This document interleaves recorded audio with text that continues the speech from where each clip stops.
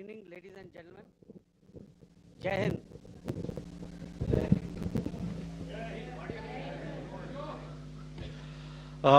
Welcome to this special press conference on Operation Sindoor. We will begin with opening statements by the three senior officers to my right here, who have been directly overseeing operations during Operation Sindoor. We have Lieutenant General Rajiv Ghai, Director General Military Operations, who will cover the aspects related to land domain. Air Marshal A.K. Bharti, to his right, Director General Air Operations, will provide insights on the air domain. And to my right is Vice Admiral A.N. Pramod, Director General Naval Operations, who will cover aspects on maritime domain. Following their briefings, we will move on to the question answer session. I now request the DGMO to commence the opening brief. Thank you, Sandeep. A very good evening to all of you, ladies and gentlemen. You are all by now familiar with the brutality and the dastardly manner in which 26 innocent lives were prematurely terminated at Pahalgam on the 22nd of April. When you combine those horrific scenes and the pain of the families that the nation witnessed with numerous other recent terrorist strikes on our armed forces and defenseless civilians, we knew that the time had arrived to make yet another compelling statement of our resolve as a nation. Operation Sindoor was conceptualized with a clear military aim to punish the perpetrators and planners of terror and to destroy their terror infrastructure. What I do not state here, of course, is the often stated determination of India and its intolerance to terror. It set into motion a very diligent and microscopic scarring of the terror landscape across the borders and the identification of terror camps and training sites.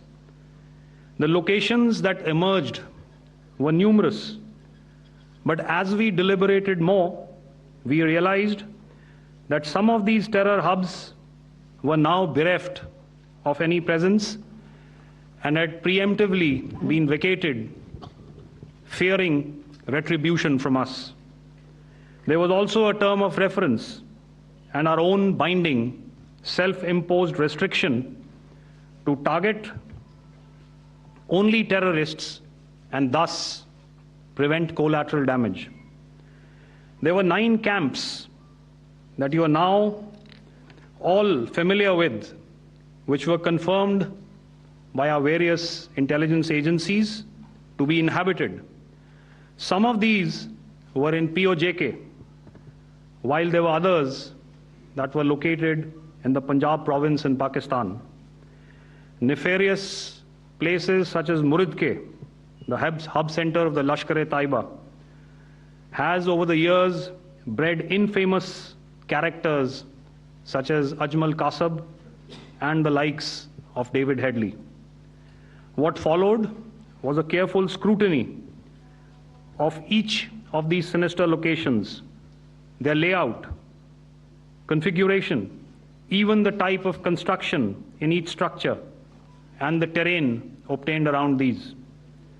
This was with an obvious intent to deduce and identify the exact vector that was required for their neutralization, as also the eyes in the sky that we would send up to ensure that we brought back evidence that we had indeed targeted what we set out to.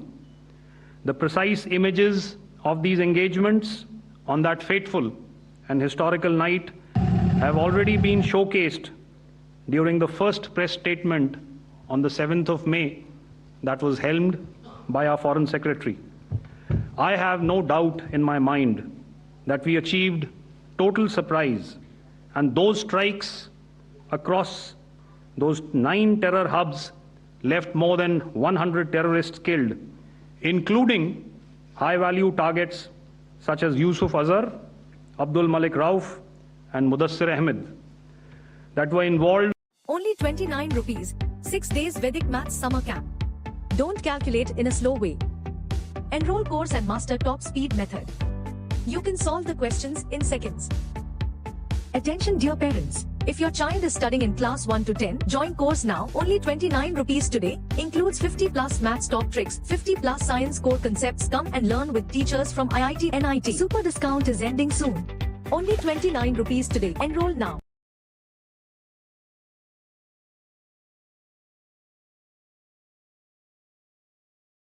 Munitions. The Indian Air Force obviously had their assets up in the sky, and I will here request Air Marshal Bharti, the Director General of Air Operations, to detail for you the methodology that the men in blue adopted to successfully manifest this mission.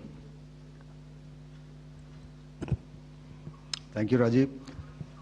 A very good evening, ladies and gentlemen. It indeed is a difficult time that we have to come here like this and brief you. We could have done without this, but we had no choice. As the DGMO has detailed, the event was precipitated by the dastardly act at Pahalgam. The sequence of events have already been detailed. We carefully selected the targets, and out of the 9 selected targets, the target systems that were given to the Indian Air Force were the notorious training camps at Bhavalpur and Muridke, these being further from the international boundary. Through critical target system analysis, we analyzed what was to be done to annihilate these targets and plan to engage these targets with precision air-to-surface guided munitions so as to avoid collateral damage. The modalities of planning process I will not go through at this instant. However, what I would like to show you is the results that we achieved through our targeted airstrikes. Could I have the second slide, please?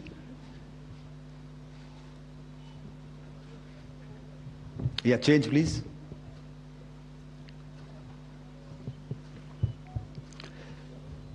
Okay.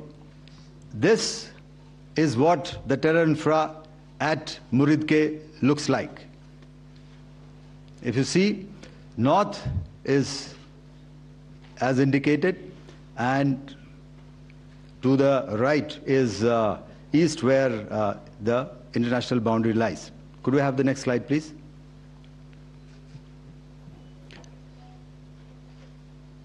Orientating. Just go back to one slide. Okay. Please have a look at this red building, the series of buildings out here, and this empty ground. Next. If you relate, the empty ground is here, and you see this is the first weapon that is impacting. This is the impact point number 1 on Muridke training camp with our precision guided weapons on early morning 7th. Next, please. Keep your eyes glued for the second weapon coming in and the second impact on the selected target point. Next slide, please.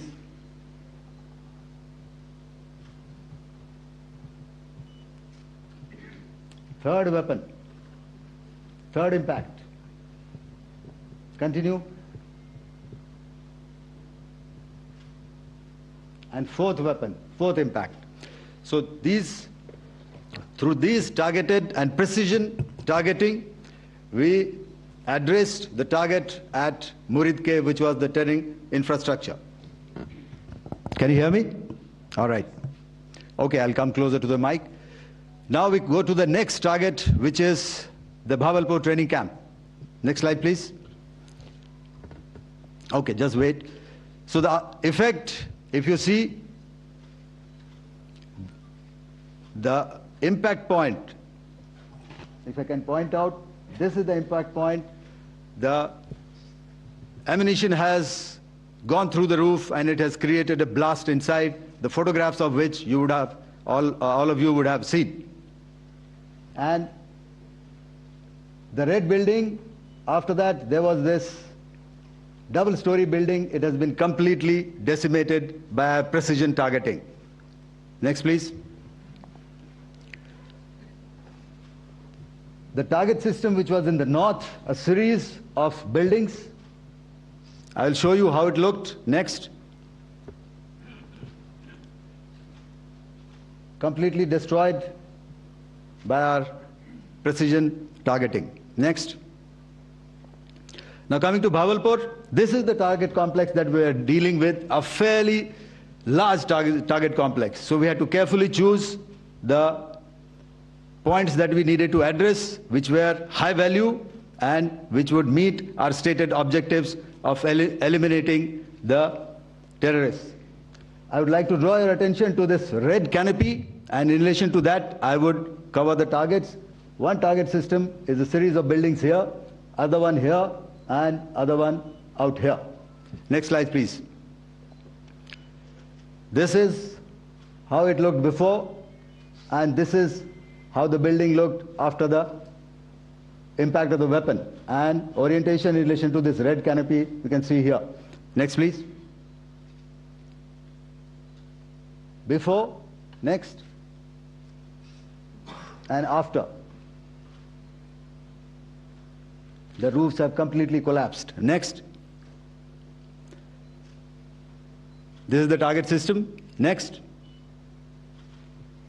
Precision targeting, and we've achieved our objectives here. Next. All right, so that was what we did on the 7th. Our objective was to address these two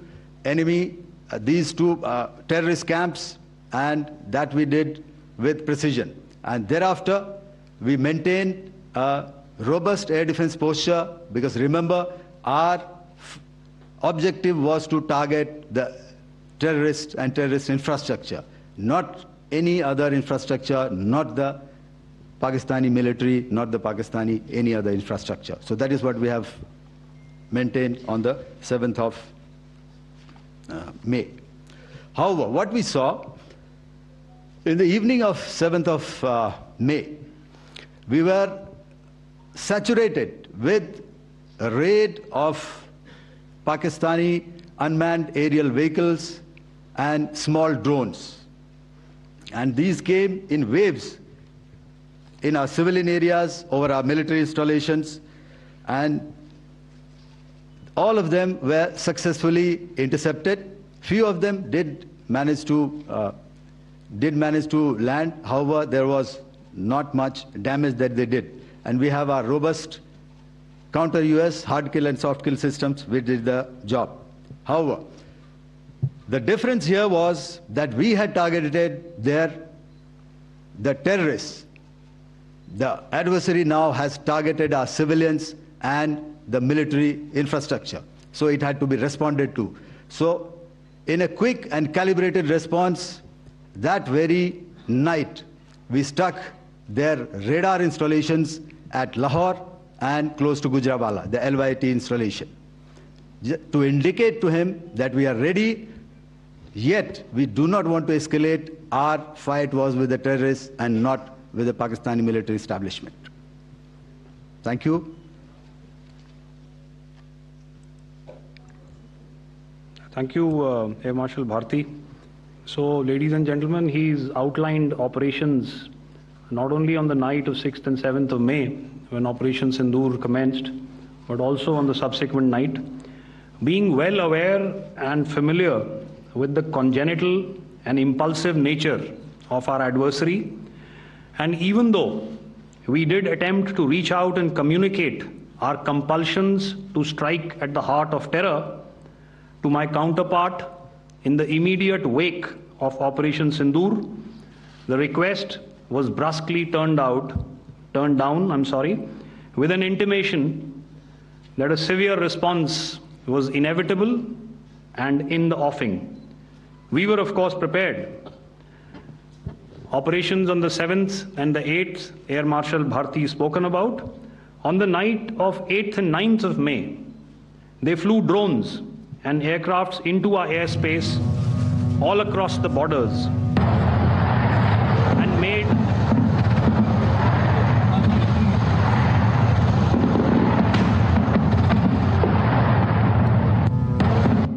and made largely unsuccessful attempts to target numerous military infrastructure. Violations on the line of control by Pakistan also commenced yet again and precipitated into fierce RT engagements. The air operations on the night of 8th and 9th of May, I'll yet again request the DG Air Operations to cover.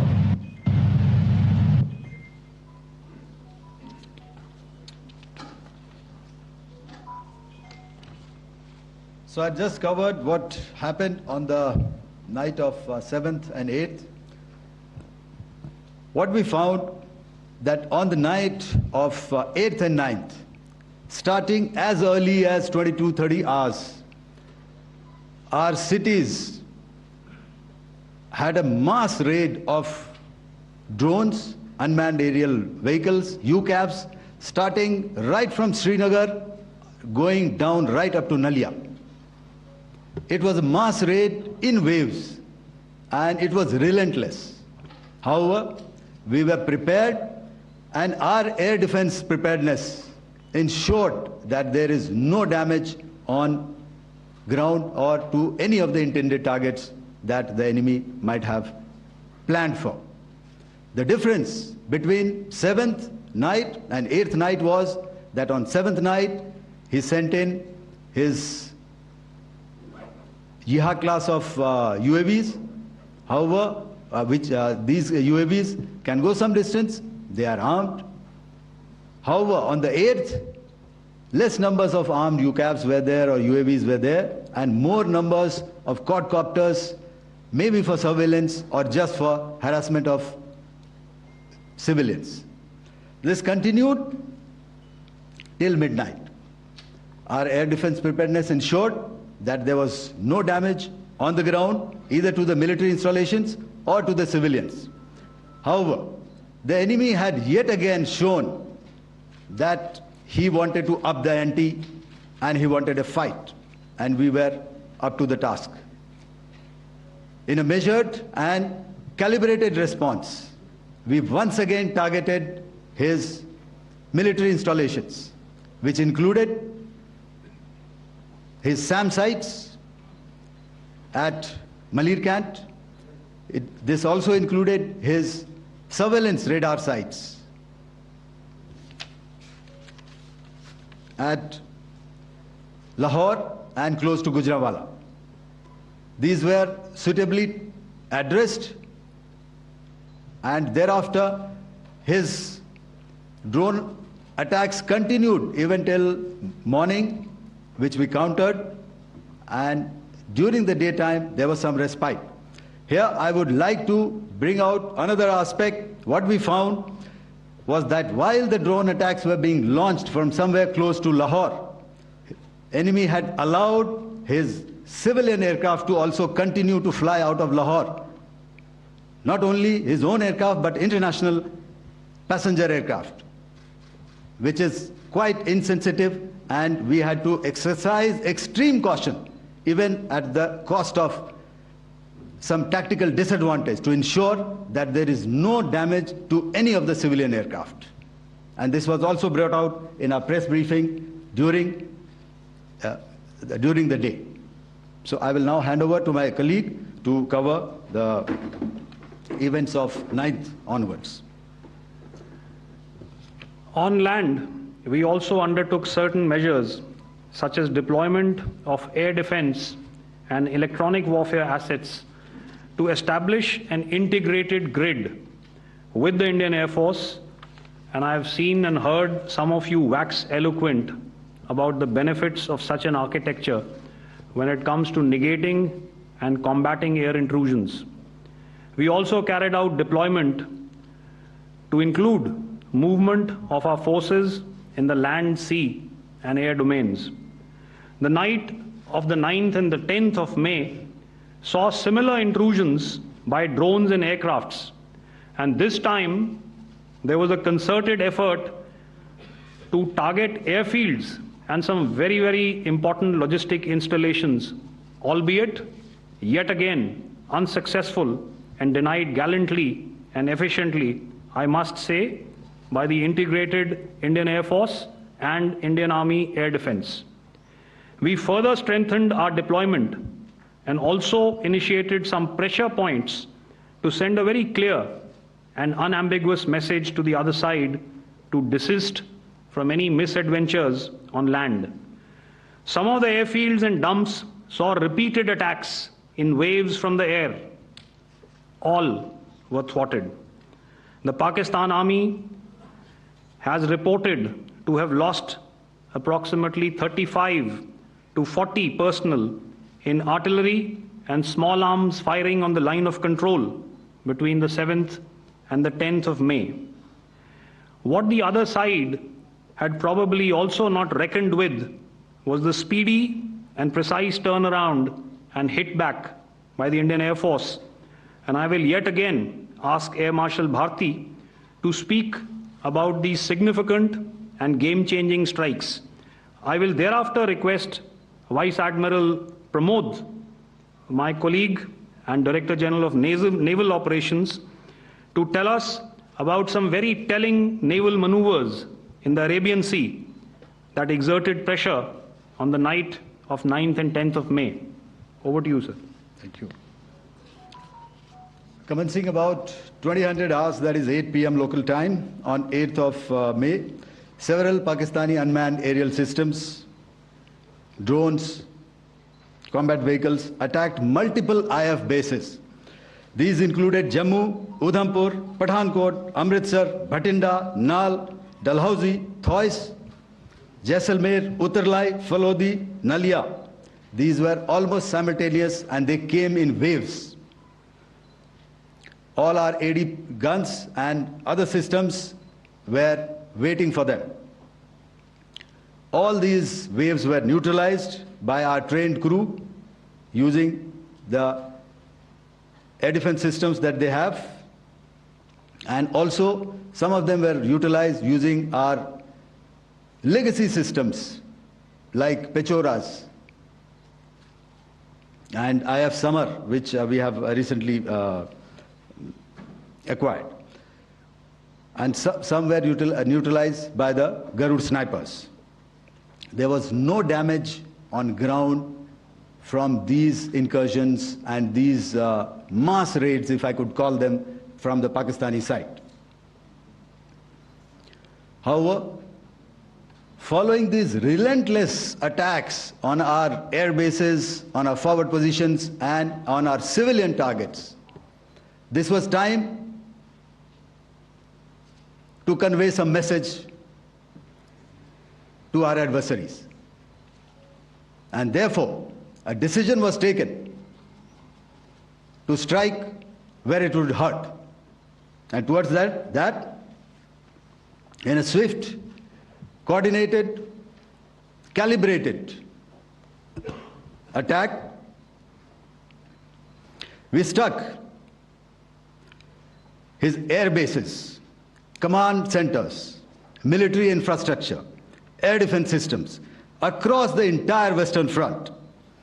The bases we struck include Chaklala, Rafiki, and mind you, Chaklala is Islamabad.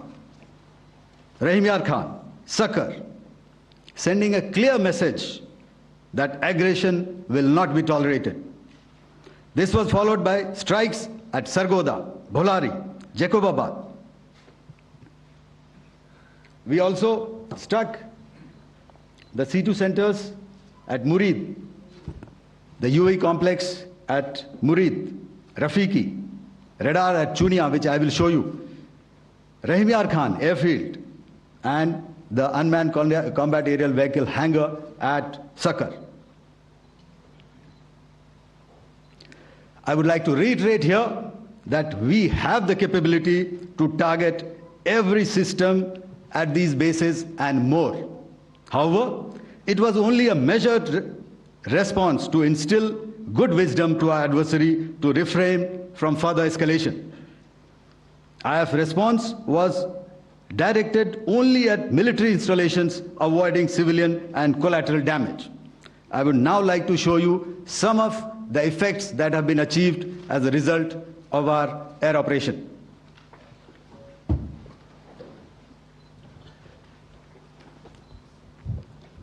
Here is the Pasrur air defense system, if you could see.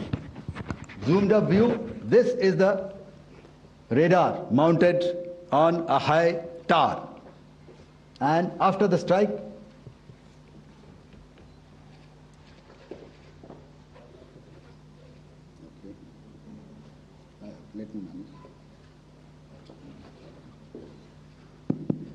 Thank you.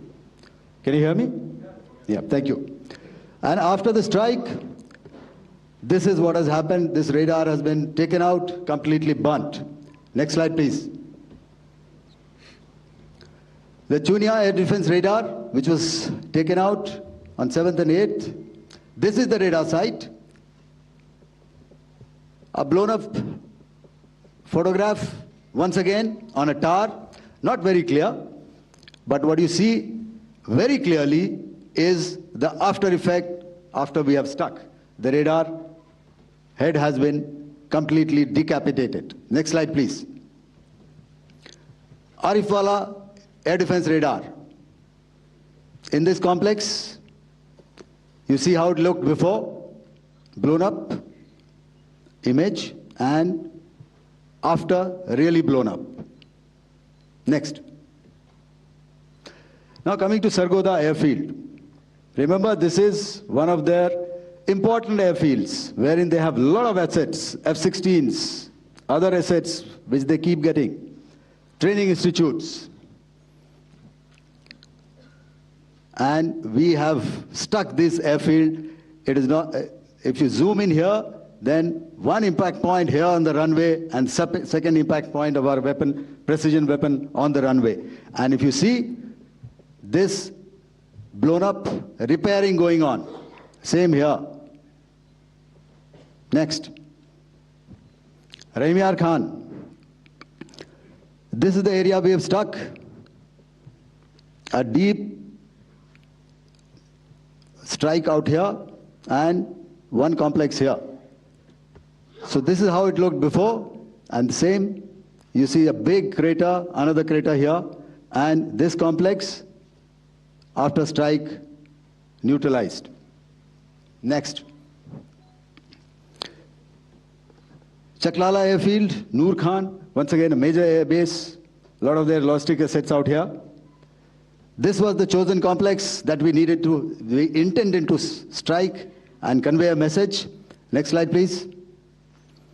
This is how it looked before, and this is how it looked after our strike. Next. Sakar. We chose the radar site at Sakar. This is the radar site, and after it was struck, this is the aftermath, completely burnt out. Next, please. Aircraft shelter. This is how it looked before the strike, and this is how it looked after the strike. The roof of the buildings completely caved in and burnt. Next. Bolari airfield, aircraft hangar. This is how it looked before, and this is how it looked after the precision strike. Next. Jacobabad, aircraft hangar, and this is how it looked after. Next. So what I'm trying to convey here, ladies and gentlemen, is to start with, Our fight was neither with the Pakistani military nor with anybody else who's there on the other side. Our fight was with the terrorists. We neutralized the terrorists that we selected to be neutralized, and thereafter we only maintained the air defense posture. However, we were relentlessly pounded by waves after waves, night after night, by his UCAVs, by his drones, and by his other unmanned aerial systems. And that left us with no choice but to retaliate, and yet our retaliation was calibrated, it was graduated, and it was proportionate. Thank you.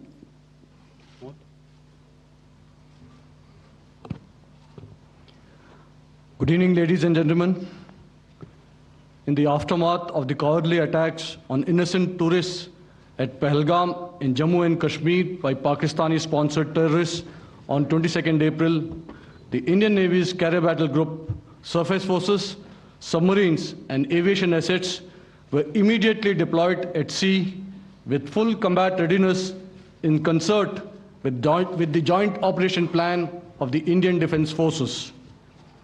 You may be aware that we tested and refined tactics and procedures at sea during multiple weapon firings in the Arabian Sea within 96 hours of the terrorist attack. The aim was to revalidate our crew, armament, equipment, and platform readiness to deliver various ordnance on selected targets precisely.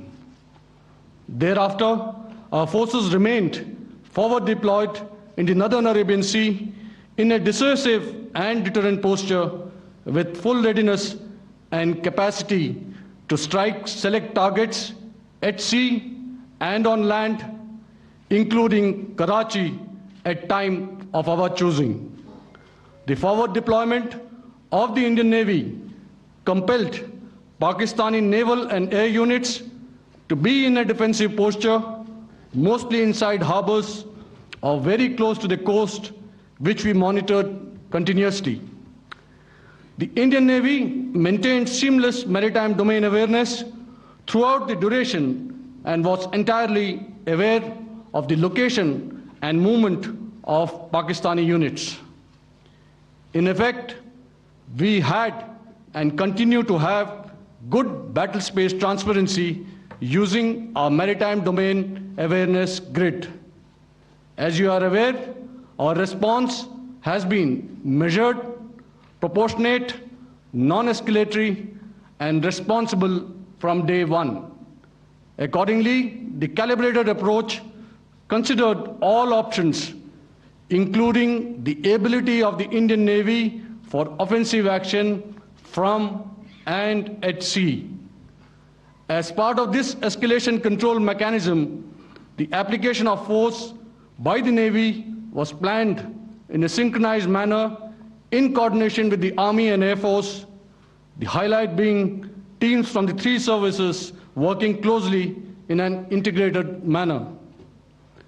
Along with the kinetic actions by the Indian Army and Indian Air Force, the overwhelming operational edge of Indian Navy at sea contributed towards Pakistan's urgent request for a ceasefire yesterday. As we speak, Indian Navy remains deployed at sea in a credible deterrent posture to respond decisively to any inimical action by Pakistan or Pakistan-based terrorists. Thank you. Samno Varna, Jai Hind. Now I'll hand over to Director General Military Operations for further proceedings. Ladies and gentlemen, on the 10th of May, in the morning, even as we were getting into a huddle to wargame the events of the previous night, a routine exercise, I received a message on hotline from my counterpart in Pakistan seeking my willingness to communicate. Since our initial aim was to strike at terror camps, and all our actions in the subsequent days were in response to the intrusions and violations by the Pakistan Air Force and its army, it was decided that I would indeed speak with my counterpart. You are already aware I've seen it being covered on national television, that my communication with the Pak DGMO was conducted at 15:35 hours yesterday and resulted in cessation of cross-border firing and air intrusions by either side with effect from 1700 hours 10th of May, after he proposed that we cease hostilities. We also decided to further speak on the 12th of May, that's tomorrow, at 1200 hours, to discuss the modalities that would enable the longevity of this understanding. However, disappointingly, and must I add, expectedly, it took only a couple of hours for the Pakistan Army to violate these arrangements by cross-border and across the line of control firing, followed by drone intrusions across the expanse of the Western Front through last night and in the early hours of the morning today. These violations were responded to robustly and dealt with as they must be. We have earlier today sent another hotline message to my counterpart highlighting these violations of the understanding between the DGMOs on the 10th of May and our firm and clear intent to respond to these fiercely and punitively, if repeated tonight, subsequently, or later. In this regard, I must inform all of you that the Chief of Army Staff has earlier today conducted a security review and has granted full authority to our Army commanders for counter-actions in the kinetic domain in case of any violation by Pakistan. In the end, I pay my solemn homage to my 5 fallen colleagues and brothers from the armed forces and civilians who have tragically lost their lives in Operation Sindoor. Our hearts go out to the bereaved families, and we express our solidarity to them in this lifetime and beyond, at this grave juncture in their lives. Their sacrifices shall always be remembered and spoken of in glowing terms by a grateful nation. We have thus far, ladies and gentlemen, exercised, and my colleague Pramod highlighted this, immense restraint, and our actions have been focused, measured, and non-escalatory. However, any threat to the sovereignty, territorial integrity, and safety of our citizens will be met with decisive force. Jai Hind. Okay, ladies and gentlemen, we are now open for questions. All right, now since I would not know all of you, I would expect you to please raise the placard or your hand, and once I indicate, I expect you to please give out your name and the media group that you belong to. Keep your questions short so that we can take as many questions as possible. Also, ladies and gentlemen, kindly bear in mind that confidential aspects may not be answered by the 3 DGMOs. Right. I've got a lot of hands there. Let me start from the left. Left foot always in front when we start marching. So here we have to the left, okay. Yeah, 238. Hello. So this is Manas Pratimhuyan from PTI, Press Trust of India. So the understanding that was reached yesterday on stopping the military operations and actions, was it for just 3 days? And what would be the cost escalation if there is violation of this understanding by the Pakistani side?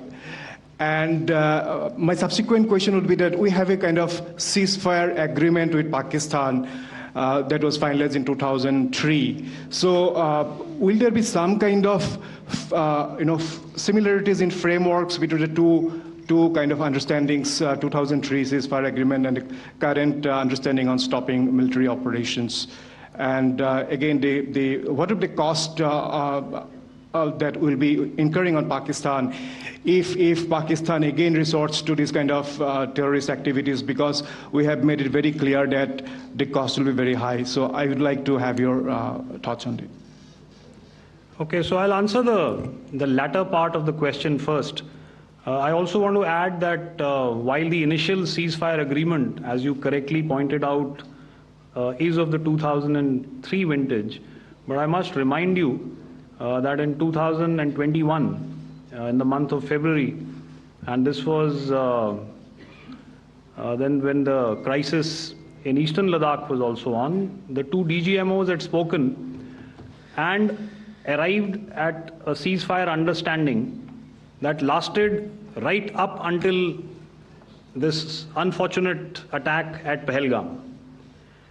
Once our Foreign Secretary had announced the decisions of the CCS in the immediate wake of that attack, he had announced certain measures, and then of course Pakistan had in turn made its own announcements. Since then, there have been certain violations of this ceasefire understanding, and of course after the 7th of May, like I pointed out during my statement, that there have been numerous violations on the line of control especially, and of course along the international boundary by the Pakistan Army and the Pakistan Air Force. This understanding that we spoke about yesterday, no, it was not for 3 days. It was first to stop aggressive and hostile activities immediately, let that order and direction settle down for about 36 hours, and thereafter discuss modalities, like I said, to ensure its longevity. That is tomorrow, on the 12th of May. But unfortunately, we had a violation starting at approximately 1900 hours last night. And we've sent a communique, like I said, to the Pakistan Military Operations Directorate. And we will await as to what happens tonight. All right. The cost escalation, I'll leave it to your best imagination. I've already said that the response will be fierce and punitive. Now, the right foot forward. Yeah. 163.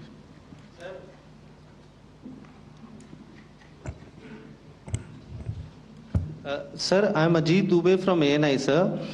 Sir, my question is that you talked about the loss of lives to the Pakistan army, that was around 35 to 40 kills secured by the Indian army. Sir, can you tell us what would be the total loss of life to the Pakistan army in both army and air force attacks, sir?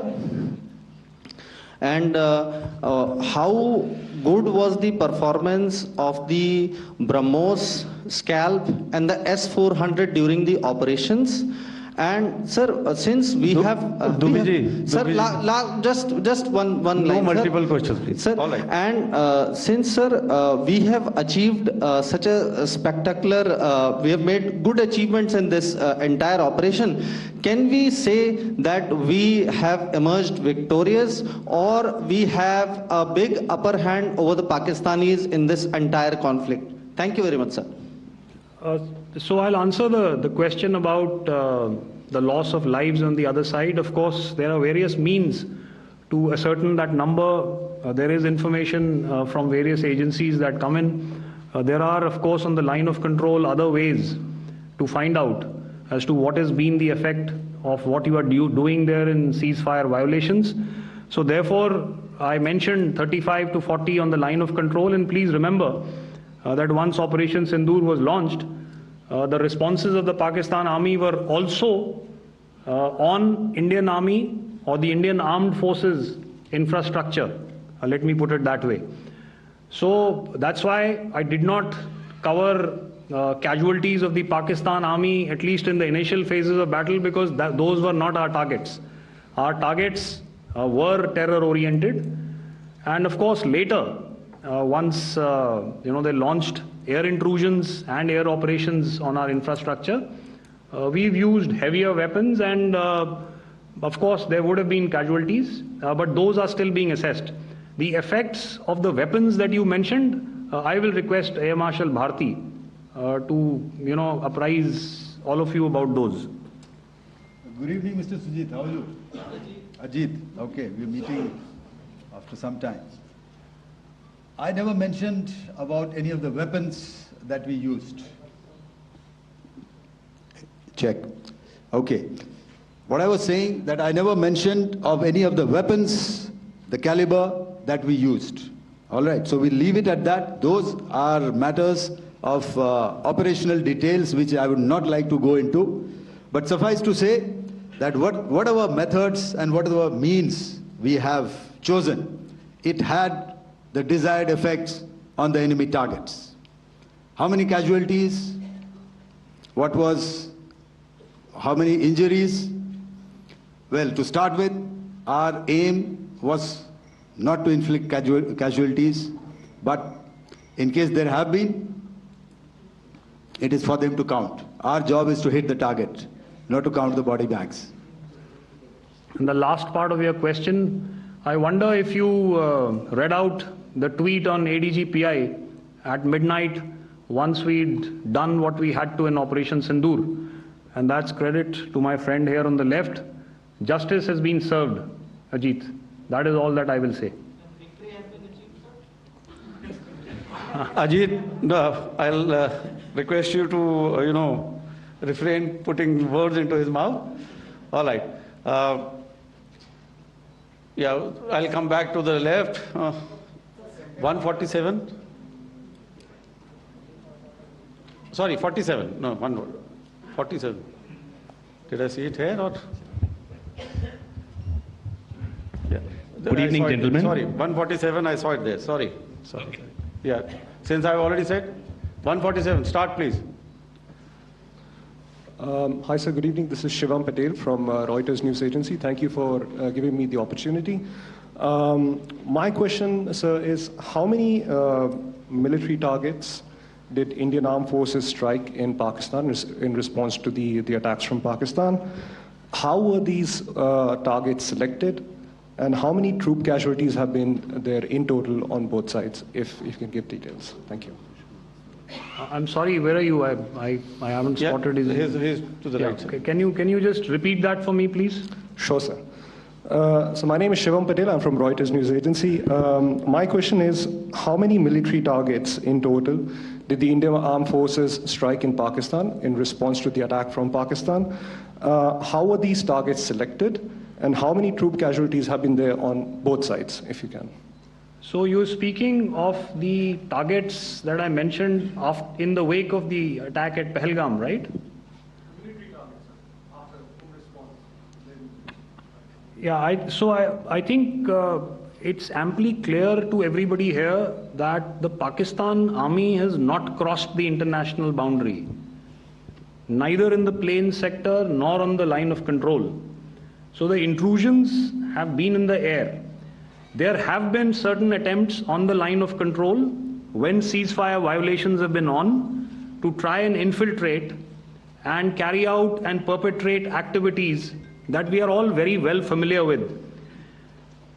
Whether these are by terrorists or by the Pakistan Army or its special forces and commandos is difficult to say, but each of these have been effectively thwarted. So therefore, as far as engagements of military targets on the other side is concerned, I thought Air Marshal Bharti covered those very well and in detail, and he also mentioned as to how they went about targeting those. I think those images were very clear and very, very graphic in telling us as to what we needed to hit. And you'll remember right at the outset I said that we even went into what was the construction in each of these locations, and therefore decided on the vector that had to be utilized. May I? Please. Okay, if I could add to what the DGMO has said, I have already detailed the targets. Now, whether it is X numbers or Y numbers is that is immaterial. And what damage have we inflicted? You have seen.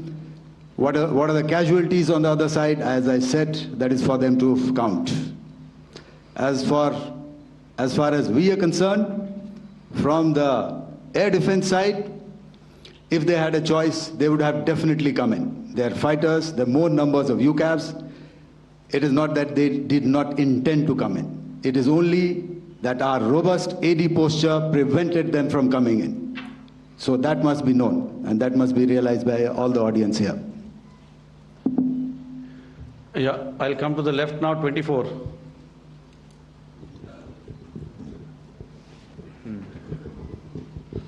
Good evening, sir. This is Anvesh Rath from Z. Sir, I wanted to know on the first briefing which was done by FS and two representatives from Air Force and Army, you showed a list where there was 21 places in that list. You have stuck 9. Are more operations going to be held? Is Operation Sindoor still on? And the second question, thank you, sir. Thank you so much. And also, I want to congratulate all three of you for a fantastic operation that you guys have done. Thank you so much. Thank you so much for that one question. Yeah. Sir, the question. Unfortunately, Rath, is that your name? I'm sorry. You know, as far as operational details are concerned, I am not in a position to share those right now. But I think I'll take a cue from Pramod. You know, he said towards the end that the Indian Navy is still in a posture that is deterrent. And I have already made it very clear towards the end of what I said that it's only a couple of hours ago that the Chief of Army Staff has carried out a security review, and he's authorized our Army commanders to deal with violations of any kind from across the borders in a manner that they deem fit. So again, to reiterate, the response will be fierce and it will be punitive.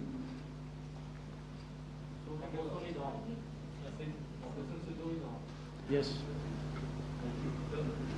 163. I'll go back this side now. Yeah, 255. She said middle wale kya karenge, so 255. Oh, sorry. Good evening, sir. I'm Shailesh from National Defense. Please allow me, first of all, to pay my gratitude for protecting us Indians. Thank you very much. Sir, since the enemy has been talking about taking down our aerial platforms, it would be deemed fit in case we can reveal that we have taken down their fighter jets. What could be the number? Though you said that they may be not good to reveal the platforms, but since this has come from various quarters in Pakistan, so I believe that we need to answer, in case if you can, sir, if you may allow. The question is for me? Yes, sir. Okay, and if I get it right, you want to know how many of their planes we have downed? Yes, sir. Yes, sir. All right. See, as I said, their planes were prevented from coming inside our border. All right. So we do not have the wreckage with us, but definitely we have downed a few planes. Numbers, we would not like to hazard a guess out here. Okay. I have the numbers. Okay, and we are getting into the technical details of it to establish it. So I would not like to put a figure at this time, but definitely there are losses from their side which we have inflicted. Were they, please don't ask. Were they fourth generation plus, sir? See, sir, you're putting words into my mouth. Why do you say fourth generation? Let us make it high tech. Okay. Thank you so much, sir. All right. Yeah, 163.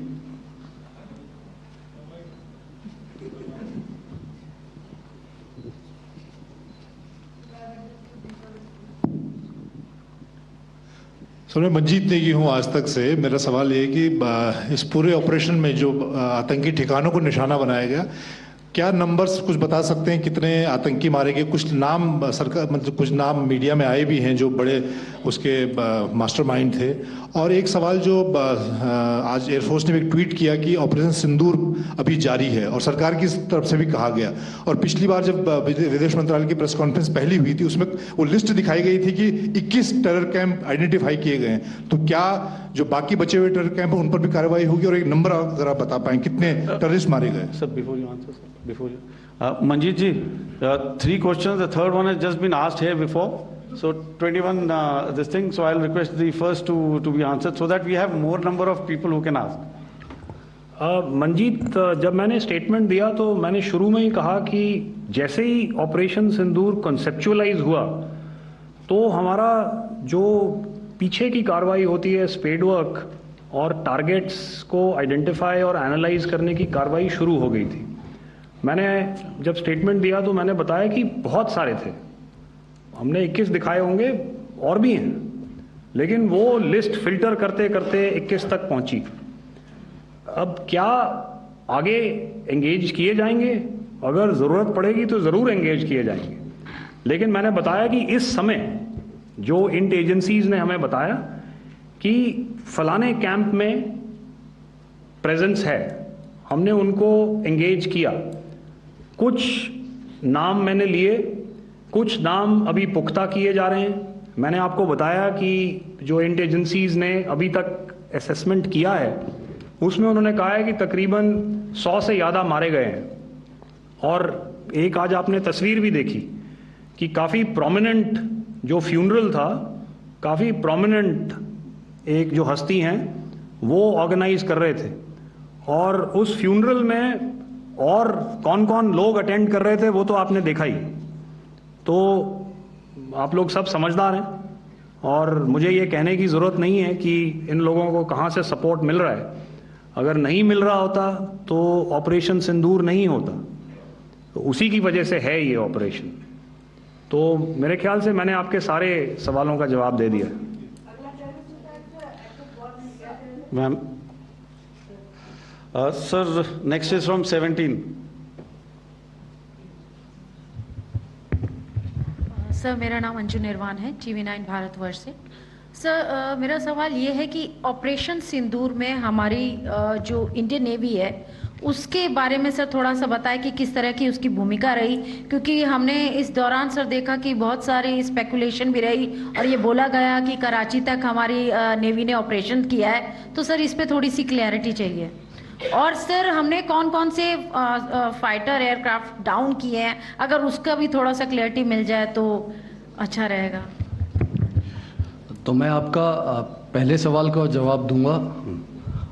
I will make few sentences and leave it for your imagination. First of all, as I mentioned, we have quantitative and qualitative edge to deliver a massive blow to our adversary, and we completely dominate in the maritime front. Indian Navy's action is part of the escalation ladder mechanism which we have worked out amongst 3 services. This time, if Pakistan dare take any action, and Pakistan knows it, what we are going to do. That's all. Okay. आपके सवाल का जवाब मैं पहले दे चुका हूं। आपके सवाल का जवाब मैं पहले दे चुका हूं, इसलिए मैं बस उस तक ही सीमित रखूंगा और इतना कहना चाहूंगा कि आने वाले दिनों में आपको खुद ही पता चल जाएगा और ऐसी बातें छुपी नहीं रहती हैं, तो पता चल जाएगा। So at this time we'll just let it be. Okay, ladies and gentlemen, we have 1 or 2 more questions, sir. So please. They are going to be outside. You can speak to them there also. 104. 104.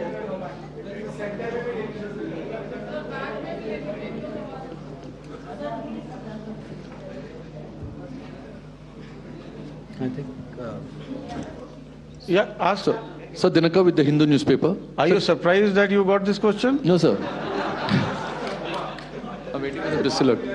Sir, can you give a number of assets we lost, because there's been a lot of speculation going on, international media writing a lot of things about our platforms, including Rafales. I mean, Pakistan claiming that Rafale has been downed, etc. Can you put that question to rest and clarify on that?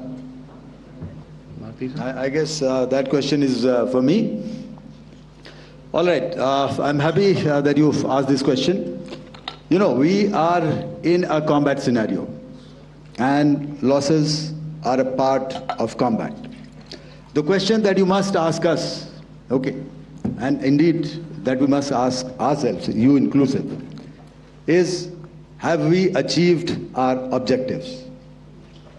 Have we achieved our objective of decimating that terrorist camp? And the answer is a thumping yes. And the results are for the whole world to see.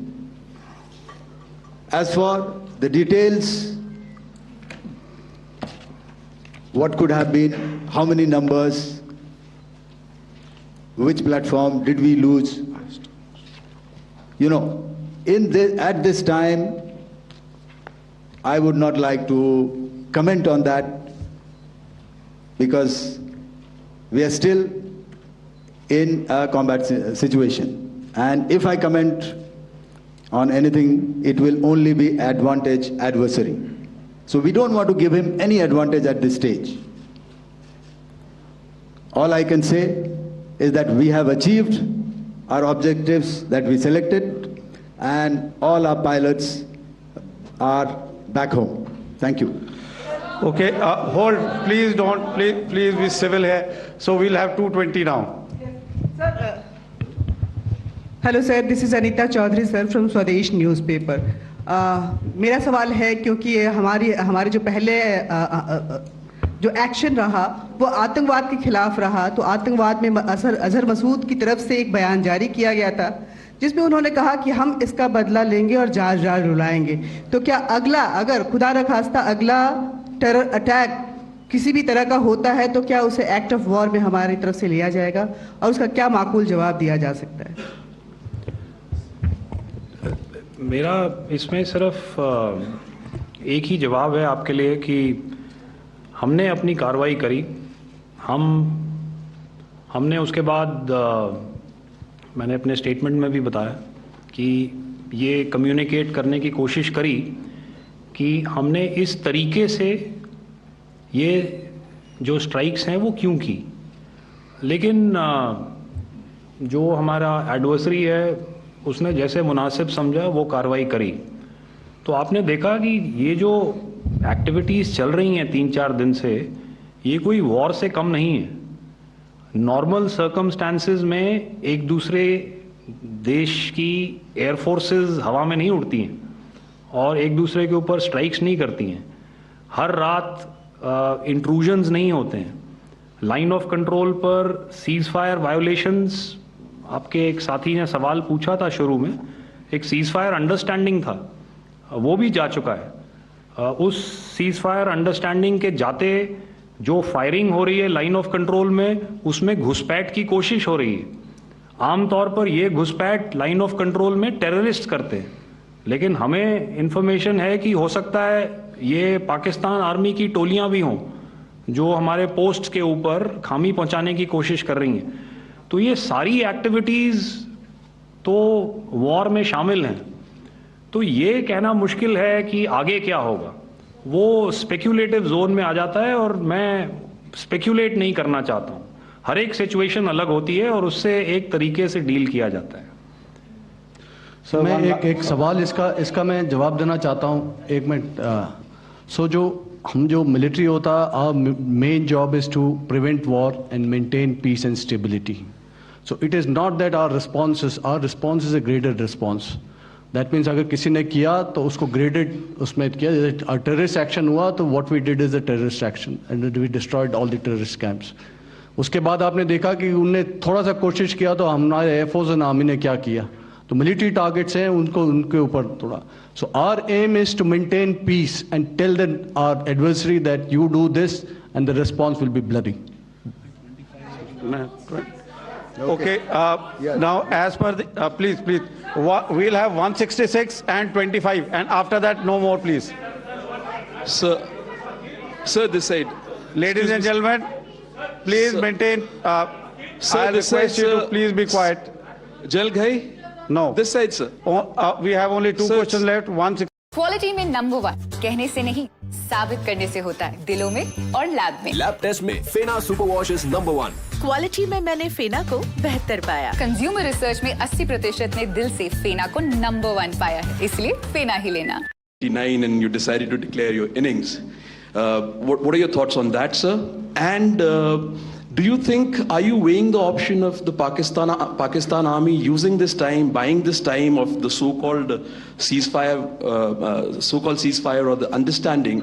And you talked about how they could not be trusted. So buying time to kind of build up their war reserves, getting stuff from their friends like Turkey or China, are we considering that possibility, sir? Look, see, the call came from the Pakistani side to speak about cessation of hostilities. What pauses mean during such conflicts is known to everybody. You know, I don't want to go into the pros and cons of how preparation for war is made. You know, that is a process in itself. But I think my senior colleague here, the DG Air Operations, spoke, or he alluded at least, you know, to what this operation was precisely and specifically meant for. And I think that's something that we achieved, you know, right at the outset.